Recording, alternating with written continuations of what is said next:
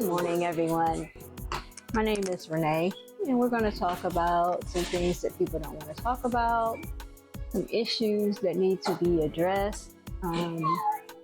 But first, we are going to read Psalms 91. He who dwells in the secret place of the Most High, abide under the shadow of the Almighty. Thank you, Lord Jesus, for this day. Thank you for this word, Lord Jesus. Thank you for giving me the courage to do this, Lord Jesus. Hallelujah. Thank you, Jesus. So, my question today is, how is it that we can get charged with child endangerment for our child not being in a car seat, not being in a seatbelt, or having two kids in one seatbelt because you got too many kids for a car? But yet our kids can get on the school bus every day and go to school with no seatbelt, no child restraints, no nothing to keep them safe. They can get on the city bus every day, no seatbelts, no restraints, nothing to keep them safe.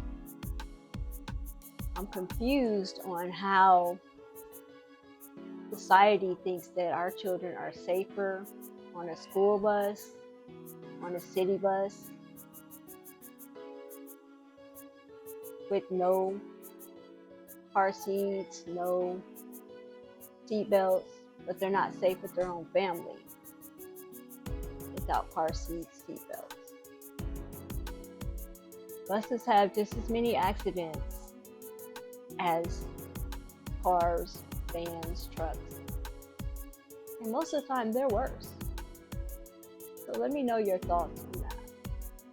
Let me know your opinion, how you feel, and let's talk about it. Let's see if we can get some things changed with the decisions that people are making for us. Thank you. I'd like to end this with Psalms 23.